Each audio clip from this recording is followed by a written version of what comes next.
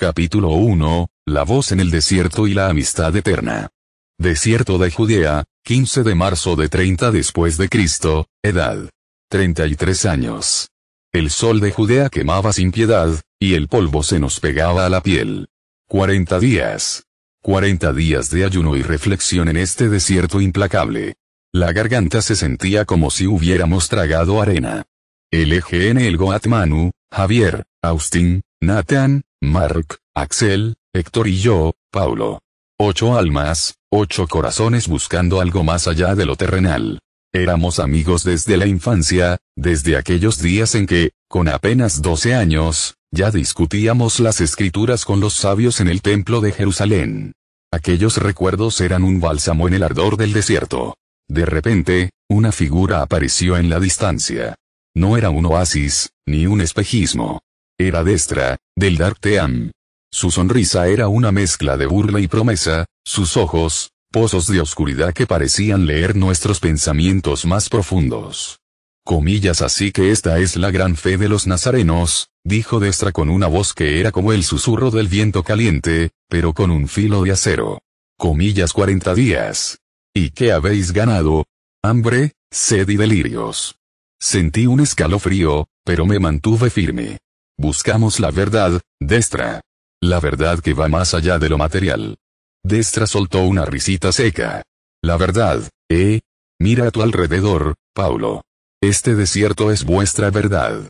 ¿Por qué no tomáis estas piedras y las convertís en pan? Con un pensamiento, podríais tener un festín digno de reyes. ¿No es eso más verdadero que el sufrimiento? Mi estómago rugió en protesta, y pude ver la lucha en los ojos de mis amigos. La idea de pan era una tentación poderosa. Pero recordé las palabras que habíamos estado meditando. No solo de pan vive el hombre, Destra, respondió LGN El Goatmanu, sintiendo la fuerza en su propia voz, a pesar de la debilidad física. Sino de toda palabra que sale de la boca de Dios. La sonrisa de Destra se endureció. Ah, las palabras vacías. ¿Y qué hay del poder? Vosotros creéis en una fe que os hace débiles. Yo os ofrezco el poder. Mirad. De repente, la escena cambió.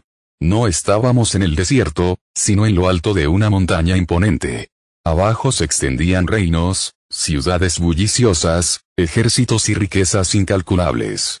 Era una visión deslumbrante, abrumadora. Todo esto puede ser vuestro, continuó Destra, su voz ahora llena de una seducción casi hipnótica. Todo este poder y gloria. Solo tenéis que inclinaros ante mí, y será vuestro. Javier, siempre el estratega, miraba el vasto panorama con una expresión pensativa. Austin, el más terrenal de nosotros, parecía hipnotizado por la promesa de riqueza. Sentí la fuerza de la tentación, el anhelo de tener el poder para cambiar el mundo a nuestra manera.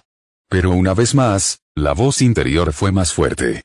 Al Señor tu Dios adorarás, y solo a Él servirás, Destra, dije, intentando sonar lo más firme posible. La visión de los reinos comenzó a desvanecerse, reemplazada por el implacable sol del desierto. Destra gruñó, la paciencia disminuyendo en su rostro. Comillas, terco. Entonces, probemos vuestra fe de otra manera. Si sois tan amados, ¿por qué no os lanzáis desde el pináculo del templo? La escritura dice que los ángeles os sostendrán, no. Demostradlo. Demostradle al mundo que vuestra fe es más que palabras. Nos encontramos de repente en Jerusalén, en el borde del templo. El vértigo nos invadió al mirar hacia abajo. La multitud de abajo era como pequeñas hormigas. ¿Realmente nos arrojaríamos? ¿Pondríamos a prueba la protección de Dios? No tentarás al Señor tu Dios, Destra, dijo Nathan, la voz un poco temblorosa, pero con convicción. Nuestra fe no es un truco de magia. Es confianza, no una demanda. La burla volvió al rostro de Destra, pero había un matiz de algo más, quizás frustración. Parece que mis ofertas no son lo suficientemente persuasivas para vosotros, nazarenos. Pero este no es el final. El mundo está lleno de tentaciones, y yo, oh mis enviados, estaremos ahí para ofrecerlas. Siempre. Y con eso, Destra se desvaneció tan misteriosamente como había aparecido, dejándonos de nuevo en el abrasador desierto, exhaustos, hambrientos, pero con una nueva fuerza en el espíritu.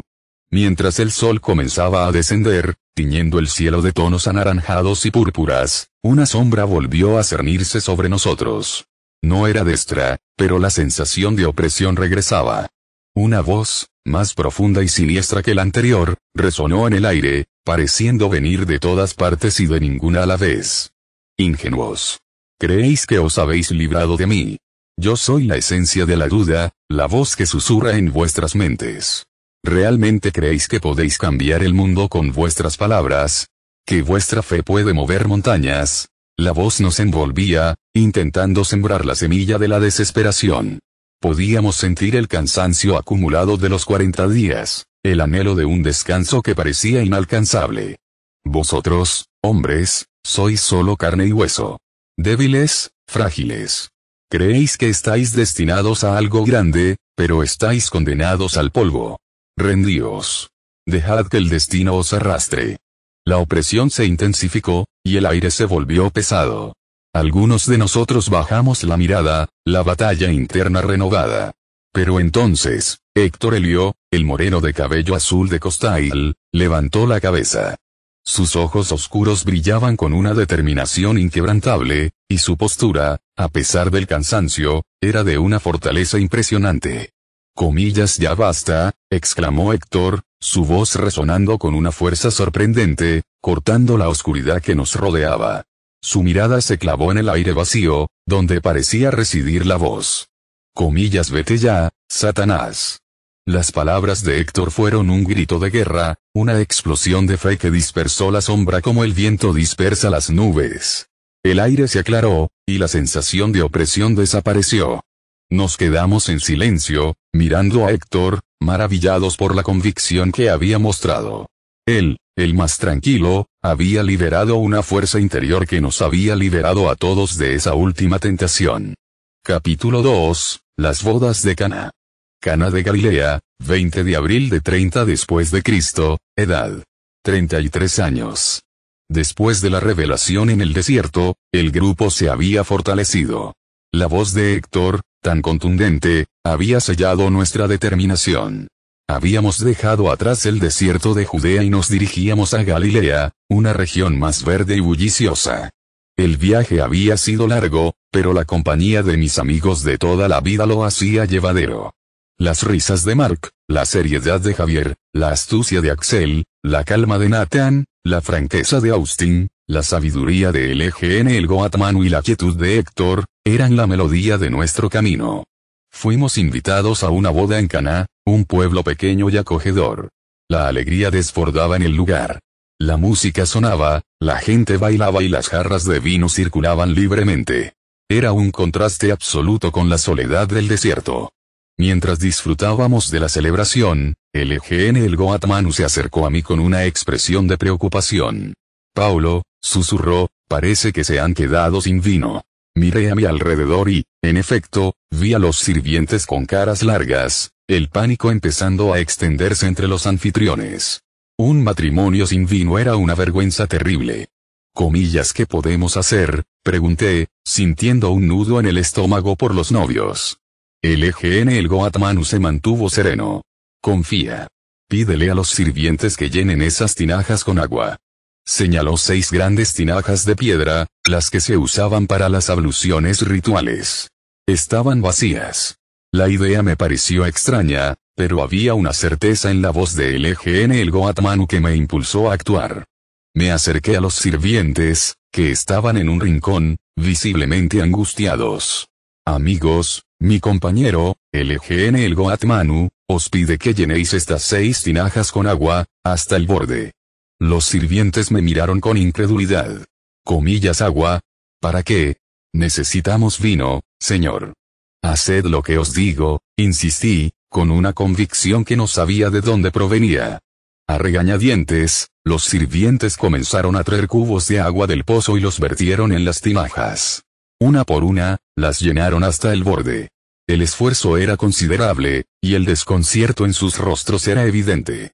Una vez que las tinajas estuvieron llenas, LGN el Goatmanu se acercó de nuevo. Ahora, sacad un poco y llevádselo al maestresala. Mi corazón dio un vuelco. agua para el maestresala. Nos iban a tomar por locos. Pero la fe en el EGN el Goatmanu era inquebrantable. Pedí a uno de los sirvientes que tomara una muestra de la tinaja más cercana y la llevara al encargado del banquete. El maestresala, un hombre robusto y acostumbrado a los buenos vinos, probó el contenido del jarro. Su rostro se transformó de la impaciencia a la sorpresa, y luego a la pura admiración. «Comillas increíble», exclamó, llamando al novio. «Todo el mundo sirve primero el vino bueno, y cuando ya han bebido bastante, entonces el de menos calidad. Pero tú has guardado el mejor vino hasta ahora». Los invitados, que habían notado la interrupción, comenzaron a murmurar. El novio estaba atónito, sin entender de dónde había salido el vino. Los sirvientes, que habían presenciado la transformación, se miraban entre sí con los ojos desorbitados. Habían visto el agua, y ahora probaban el vino. Era un milagro. Una confirmación silenciosa de que estábamos en el camino correcto. Axel, con su mirada analítica, observaba la escena con una mezcla de asombro y comprensión. Esto es un signo. Un signo de lo que podemos lograr. Héctor sonreía, una sonrisa genuina y tranquila. Nathan, siempre observador, asintió con la cabeza. Mark, Austin y Javier compartían expresiones de asombro y alegría. Yo mismo, Paulo, sentí una oleada de asombro y gratitud. El desierto nos había probado, pero Caná nos había revelado una verdad aún más profunda, que la fe podía transformar la realidad misma. El milagro no fue solo el vino, sino la confirmación de la presencia de algo divino en medio de nuestra humanidad. Capítulo 3, la multiplicación de la esperanza. Galilea, 28 de mayo de 30 después de Cristo, edad 33 años. Después de la boda en Caná, la noticia de lo que había sucedido corrió como la pólvora, aunque nosotros intentábamos mantener un perfil bajo. La gente empezó a seguirnos, atraída por la promesa de algo más grande. Habíamos estado viajando por Galilea, predicando en sinagogas y enseñando en las aldeas, y el número de los que venían a escucharnos crecía día a día. Un día, nos encontramos en un lugar apartado, cerca del mar de Galilea. La multitud que nos seguía era enorme, más de 5.000 hombres, sin contar mujeres y niños. Llevábamos horas enseñándoles, y el sol empezaba a ponerse. Sentí la inquietud crecer entre nosotros. La gente tenía hambre, y estábamos lejos de cualquier pueblo. «Comillas, ¿qué hacemos con toda esta gente?», preguntó Austin, visiblemente preocupado. «No tenemos suficiente para darles de comer. No hay ni un poblado cerca para comprar algo». Javier, siempre analítico, calculó rápidamente. Ni con el sueldo de un año podríamos comprar pan suficiente para toda esta gente. El EGN el Goatmanu nos miró con su habitual calma. No es necesario comprar. ¿Cuánto pan tenéis? La pregunta nos pilló por sorpresa. Mark, con su sonrisa contagiosa, rebuscó en su bolsa y encontró algo. Comillas, mira. Un muchacho por aquí tiene 5 panes de cebada y 2 peces pequeños. Los miré. 5 panes y 2 peces. Era ridículo. No era ni para empezar. 5.000 personas hambrientas, y esa era toda nuestra provisión. Mi mente, acostumbrada a la lógica, no podía procesarlo. ¿Cómo íbamos a alimentar a tantos con tan poco? Era imposible. Pero el EGN el Goatmanu tomó el pan y los peces de las manos de Mark. Nos hizo sentar a la gente en la hierba en grupos de 50, ordenadamente, como si se prepararan para un gran banquete. Había una especie de expectación en el aire, una fe implícita en sus ojos que yo no podía comprender del todo. El EGN el Goatmanu levantó el pan y los peces al cielo, dando gracias. Entonces, con una serenidad asombrosa, comenzó a partir el pan y a distribuir los peces. No directamente a la gente, sino a nosotros, sus amigos. A mí, a Paulo, a Mark, a Nathan, a Austin, a Javier, a Héctor. Y nosotros, a su vez, empezamos a repartir entre la multitud. La cesta se llenaba una y otra vez. Era inexplicable. Cada vez que extendía la mano para tomar un trozo de pan o un pedazo de pez, la cesta no se vaciaba. Los fragmentos se multiplicaban en nuestras manos. La gente comía, y yo veía cómo sus rostros, antes tensos por el hambre, se relajaban en una expresión de asombro y gratitud. El aroma a pan fresco y pescado asado llenaba el aire. La escena era irreal. Miles de personas comiendo hasta saciarse, y el alimento seguía fluyendo de nuestras manos, como una fuente inagotable. Cuando todos estuvieron satisfechos, el EGN el Goat Manu nos dijo, recoged los pedazos que han sobrado, para que no se pierda nada. Empezamos a recoger los restos, y para nuestra sorpresa, llenamos 12 cestas grandes con los trozos que habían sobrado de los 5 panes y los 2 peces. 12 cestas. Más de lo que habíamos tenido al principio. Me quedé allí, observando las cestas rebosantes, y una profunda convicción me invadió. Había visto el milagro en Caná, pero este era diferente. Este era masivo, una demostración de poder que iba más allá de mi comprensión. No era un truco, ni una ilusión. Era la manifestación de algo divino, de una abundancia que desafiaba toda lógica. Nathan, que había estado distribuyendo con su habitual diligencia, me miró, con los ojos brillando. Axel, esto es más que un simple acto de bondad. Sí, Nathan, respondí, con la voz un poco ronca por la emoción. Esto es, esperanza. Los milagros no eran solo para los necesitados, también eran para nosotros, para fortalecer nuestra propia fe. Esta experiencia me cambió. Mi mente, que siempre buscaba explicaciones lógicas y racionales, tuvo que ceder ante algo que las trascendía por completo. Había presenciado, con mis propios ojos, cómo la escasez se transformaba en abundancia, y la desesperación en esperanza. Capítulo 4, La vida que vuelve Naín, 10 de junio de 30 después de Cristo, edad 33 años. El camino por Galilea seguía su curso, y con cada milagro que presenciábamos, nuestra fe crecía. Después de la multiplicación de los panes y peces, la gente nos seguía a todas partes, con una mezcla de asombro y esperanza en sus miradas. Yo, Nathan, siempre fui el más observador, el que buscaba la lógica en todo. Pero los últimos días me habían enseñado que hay cosas que van más allá de lo que podemos explicar. Nos dirigíamos a una pequeña ciudad llamada Naín, cuando nos encontramos con una escena desgarradora. Una procesión fúnebre salía de las puertas de la ciudad. Una viuda, con el rostro desfigurado por el dolor, lloraba inconsolablemente. Era su único hijo, y lo llevaban a enterrar. El sonido de su lamento me traspasó el alma. Toda la ciudad parecía afligida con ella. El EGN el Goat Manu se detuvo. Su mirada era de una profunda compasión. Se acercó a la mujer, y aunque muchos de nosotros dudamos por respeto al momento, él no lo hizo. No habló, simplemente la tocó con una ternura que hizo que la viuda, por un instante, levantara la mirada. El portador principal del féretro se detuvo, y con él, toda la procesión.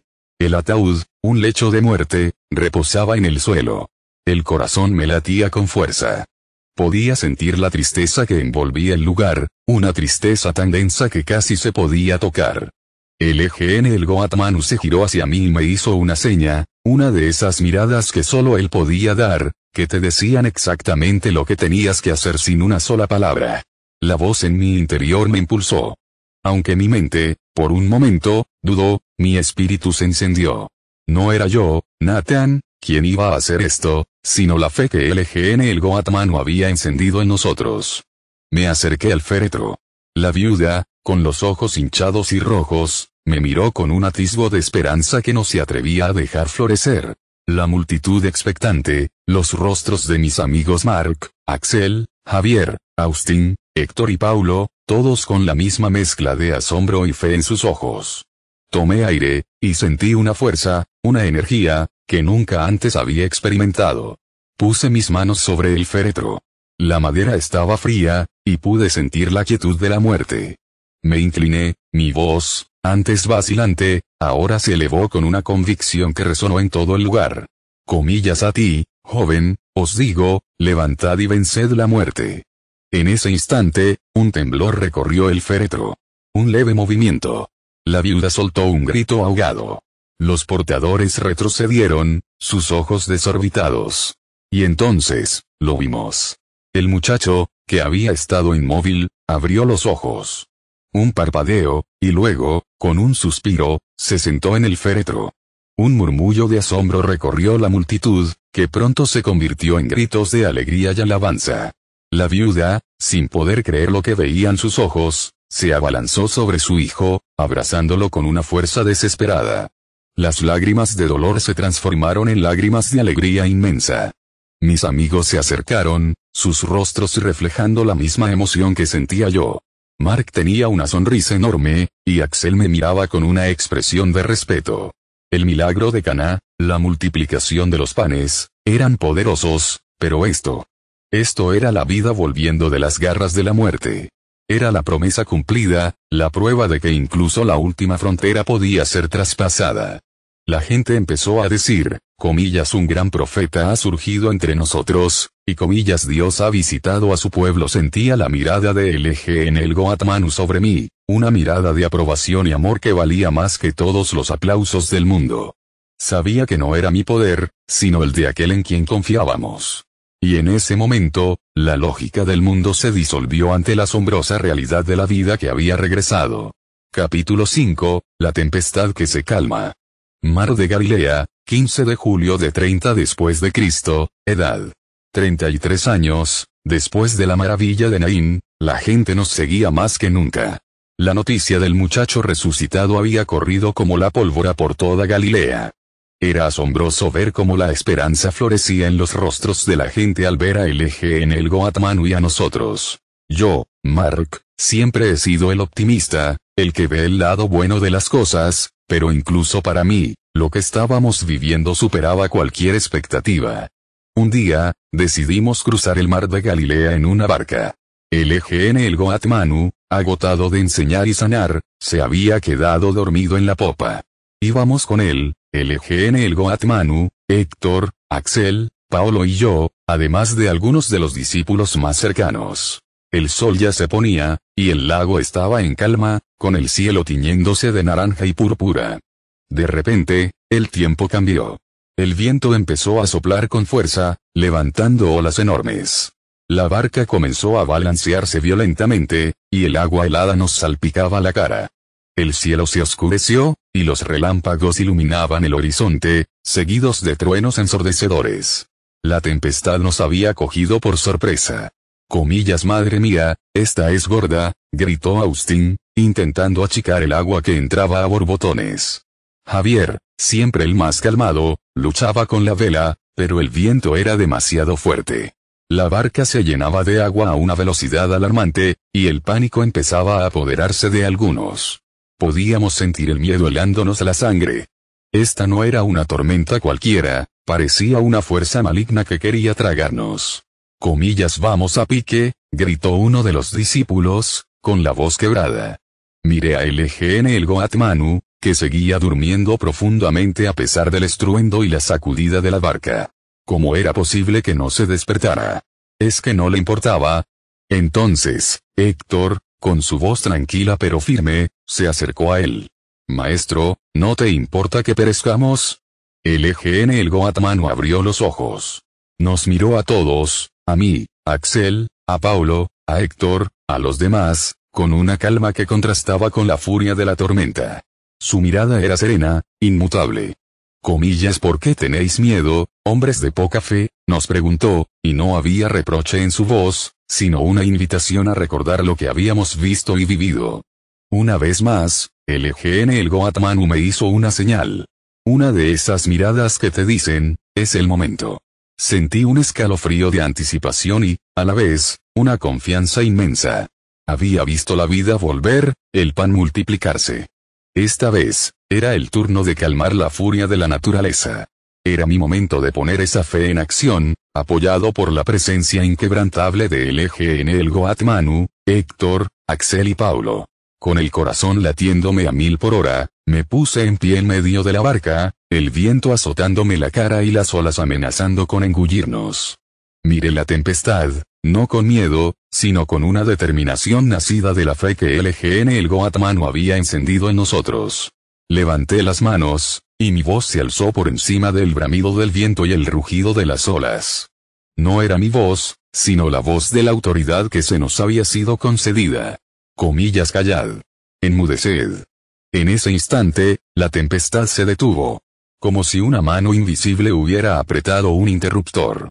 El viento cesó de golpe. Las olas, que antes eran montañas de agua, se aquietaron hasta convertirse en una superficie lisa y serena. El cielo se despejó, y las estrellas comenzaron a asomarse tímidamente. El silencio que siguió fue tan profundo que casi dolía, un silencio que solo rompían nuestras propias respiraciones agitadas.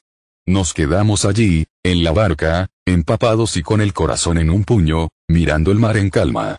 El asombro en los rostros de mis amigos era un espejo de mi propio asombro. Héctor sonreía con una paz inquebrantable. Axel, siempre analítico, negaba con la cabeza, una expresión de perplejidad y admiración en su rostro. Paolo tenía los ojos fijos en el horizonte, como si intentara comprender lo que acababa de suceder. ¿Quién es este?, se preguntaban entre sí los discípulos, en un susurro, que hasta el viento y el mar le obedecen. Yo, Mark, solo pude mirar a LGN el Goatmanu. Su mirada era una mezcla de amor y sabiduría. No había orgullo en él, solo una profunda paz. Aquel día, no solo se había calmado una tempestad externa, sino también las tormentas de duda en nuestros propios corazones.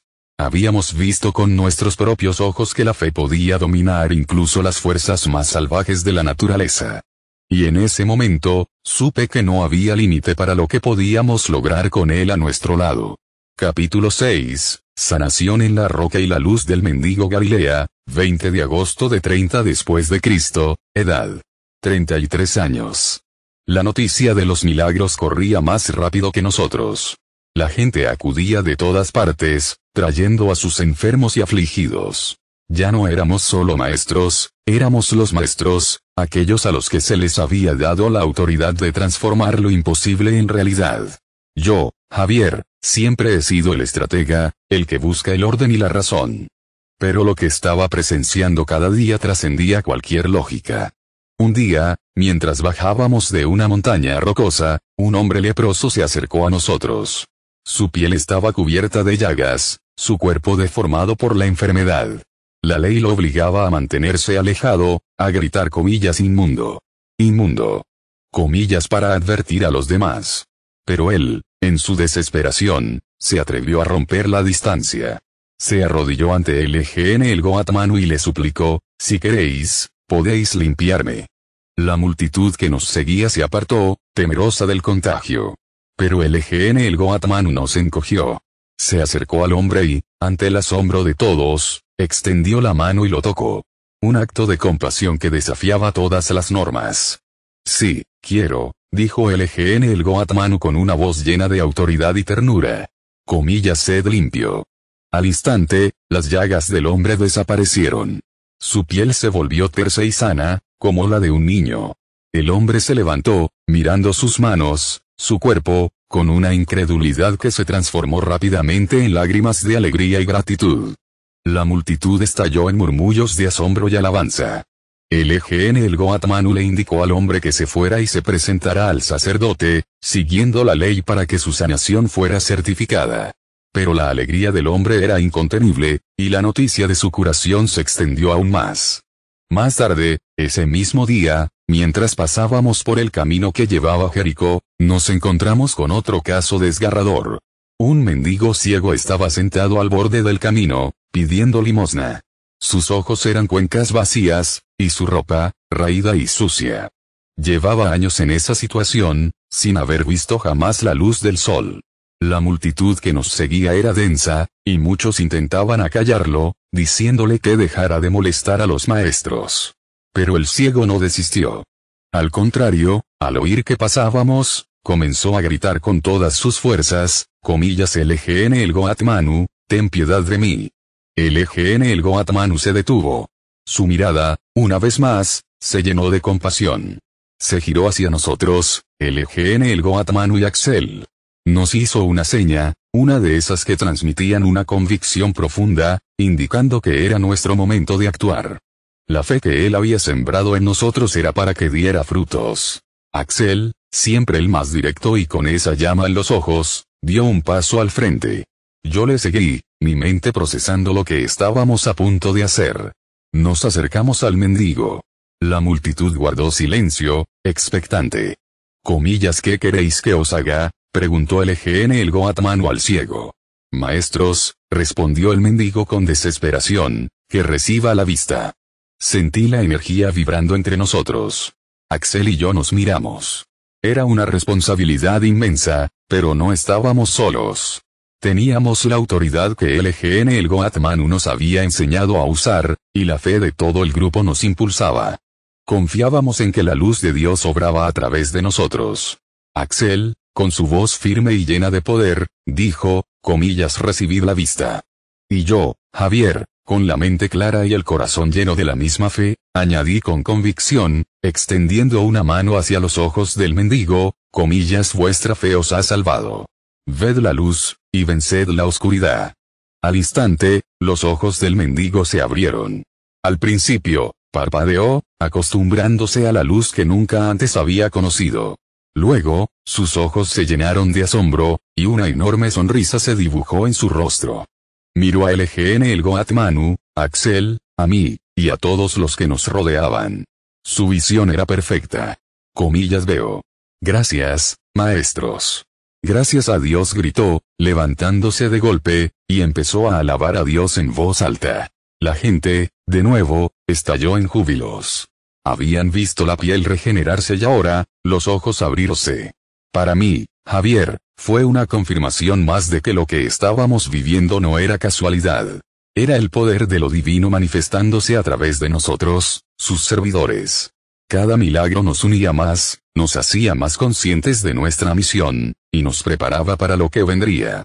La lógica del mundo se desmoronaba ante la magnitud de la gracia que se nos había concedido. Capítulo 7, Pescadores de hombres y pasos sobre las aguas mar de Galilea, 5 de septiembre de 30 después de Cristo, edad 33 años.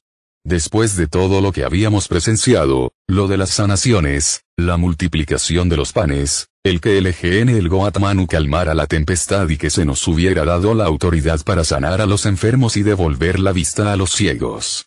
Nos dimos cuenta de que nuestro mensaje tenía que ir más allá. Éramos 8, y necesitábamos más manos, más voces para llevar este evangelio al mundo. Yo, Austin, siempre he sido el más pragmático, el que se encarga de que las cosas se hagan.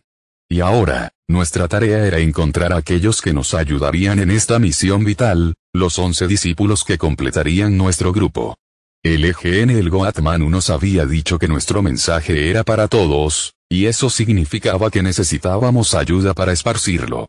Así que, con el Goatmanu al frente, nos lanzamos a buscar a los hombres que lo harían posible. Teníamos que elegir bien, gente con el corazón abierto y la fe necesaria para soportar lo que se venía. Un día, el Goatmanu, Nathan, Javier y yo estábamos caminando por la orilla del mar de Galilea. El sol brillaba sobre las aguas, y se veía a muchos pescadores faenando. Nuestra mirada se fijó en dos hermanos que echaban sus redes al mar. Eran Pedro y Andrés. Los conocíamos de oídas, unos pescadores curtidos, con la piel curtida por el sol y el esfuerzo. Comillas, venid tras mí, y os haré pescadores de hombres, les dijo el Goatmanu, con una voz que, aunque serena, tenía una autoridad innegable. Pedro y Andrés, sin dudarlo, dejaron sus redes y nos siguieron. Fue asombroso ver la obediencia en sus rostros. Era como si una fuerza invisible los impulsara. Sabíamos que habíamos encontrado a los dos primeros.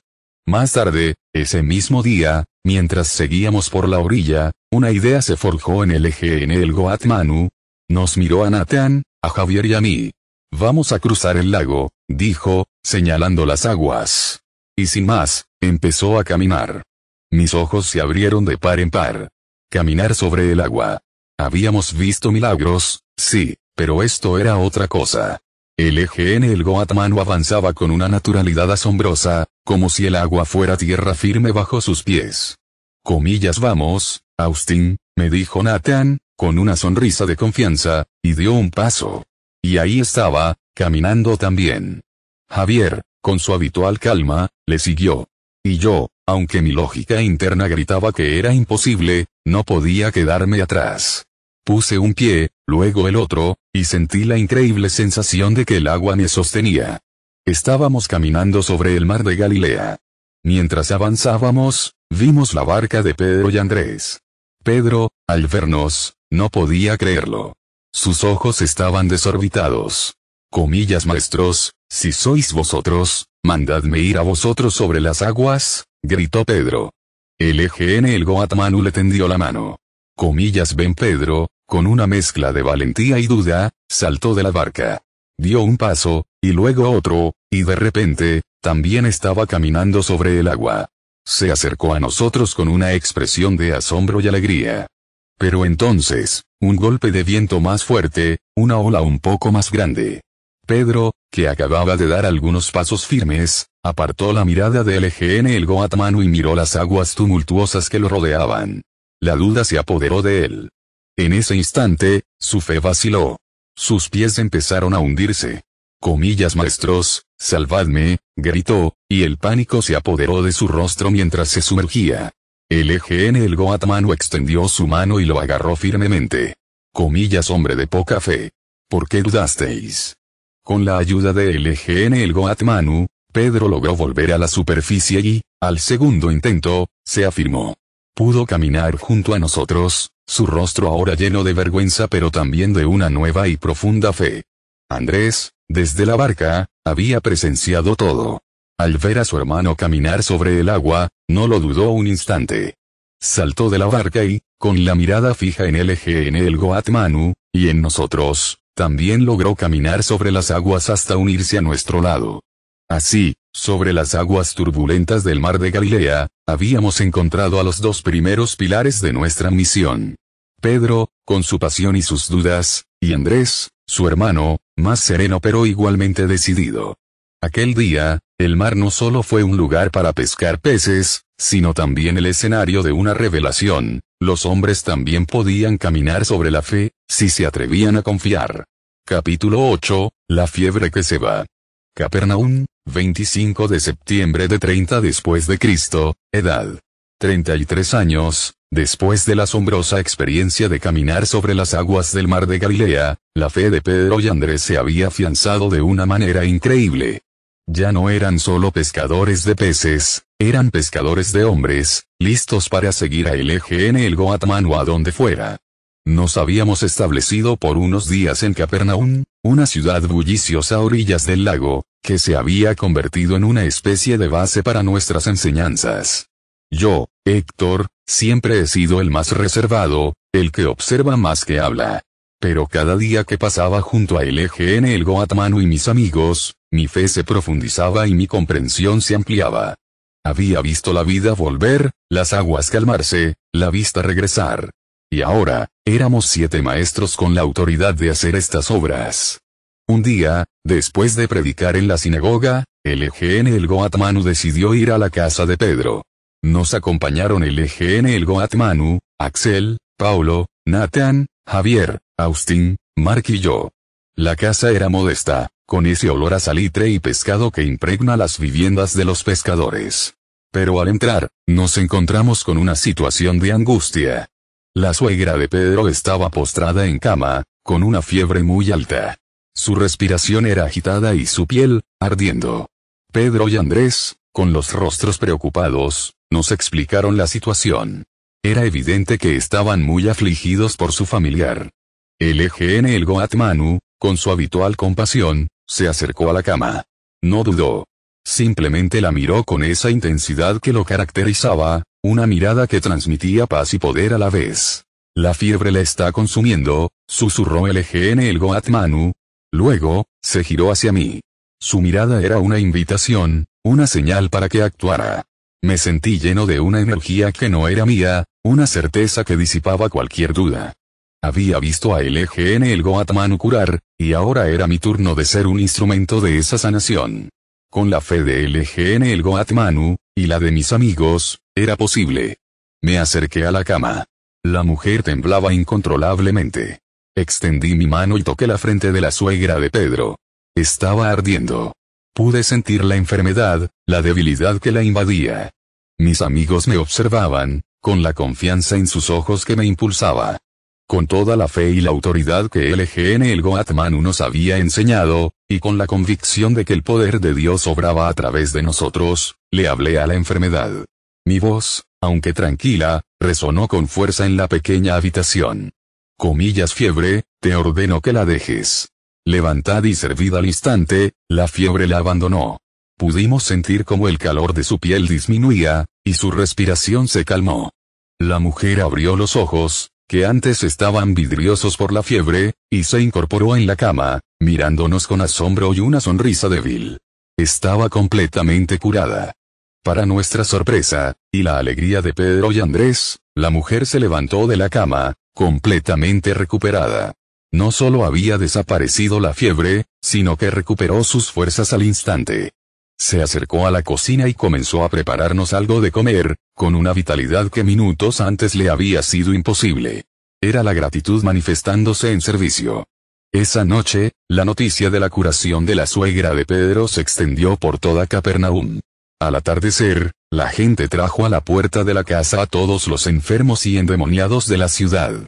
El Goat Manu, con su compasión infinita, los sanaba uno por uno. Nosotros, sus amigos, también participábamos, extendiendo nuestras manos, tocando a los afligidos y viendo cómo la salud volvía a sus cuerpos. Era un espectáculo de fe y sanación, un testimonio del poder que se nos había concedido. Para mí, Héctor, ver la alegría en los rostros de los sanados era una de las mayores recompensas. La fe, para mí, siempre ha sido una fuerza interna. Pero ese día, en la casa de Pedro, vi cómo esa fuerza se manifestaba, cómo podía tocar la vida de las personas y transformarla. Era una lección más de que no estábamos solos, y que nuestro camino estaba destinado a llevar esperanza a cada rincón de Israel. Capítulo 9, Los recaudadores y el llamado a seguir Capernaum y sus alrededores, 1 de octubre de 30 después de Cristo, edad 33 años. Después de la curación de la suegra de Pedro, Capernaum se había llenado de una energía palpable. La gente acudía en masa a el Goat Manu y a nosotros, los maestros, buscando sanación, esperanza o simplemente un vislumbre de lo que era posible. Yo, Nathan, siempre he sido el observador, el que presta atención a los detalles y las razones. Y en medio de todo este movimiento, mi mente seguía buscando a aquellos que podrían expandir nuestro mensaje. Habíamos encontrado a Pedro y Andrés, y ahora, la tarea de buscar a más discípulos seguía siendo prioritaria. Un día, mientras pasábamos cerca del puesto de los impuestos, vimos a un hombre sentado en su mesa, contando monedas. Era Mateo, un publicano, un recaudador de impuestos. Para la gente de Israel, los publicanos eran considerados pecadores, traidores que colaboraban con la ocupación romana y se enriquecían a costa de su propio pueblo. Eran despreciados, aislados. Me sorprendió que el Goat Manu se detuviera frente a él. La gente que nos seguía murmuraba, incómoda. ¿Por qué hablar con un hombre así? El Goat Manu lo miró directamente a los ojos, con una mirada que traspasaba las apariencias y veía el corazón. Comillas sígueme, le dijo el Goat Manu, con una voz clara y sin atisbo de juicio. La reacción de Mateo fue instantánea. Sin dudarlo, se levantó de su asiento, dejando atrás sus monedas y su vida de publicano. Era como si esa única palabra hubiera borrado años de costumbre y estigma. Era asombroso ver cómo, una y otra vez, la llamada de el Goat Manu era irresistible para aquellos a quienes se dirigía. Había algo en su voz que hacía que las prioridades del mundo se desvanecieran. Ha dejado todo por un llamamiento, susurró Axel a mi lado, con una expresión pensativa. La fe no entiende de prejuicios, ¿verdad?, añadió Paulo, con su habitual serenidad. Mateo nos siguió. Su rostro, antes serio y concentrado en las cuentas, ahora mostraba una mezcla de asombro y una alegría incipiente. Había encontrado un propósito más allá del oro. Poco después, estábamos caminando por los caminos rurales de Galilea cuando el Goat Manu nos detuvo ante un hombre que trabajaba en el campo, con las manos callosas y la frente sudorosa. Era Santiago, hijo de Zebedeo, y estaba con su hermano Juan, arreglando sus redes de pesca. También los conocíamos de las aldeas cercanas, unos hombres fuertes y trabajadores. El Goat Manu los miró. Comillas venid vosotros también, les dijo.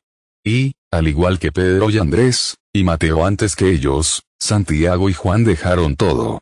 Dejaron a su padre Zebedeo en la barca con los jornaleros, y nos siguieron sin pensarlo 2 veces. Era como si una fuerza invisible los impulsara, una convicción que iba más allá de la razón.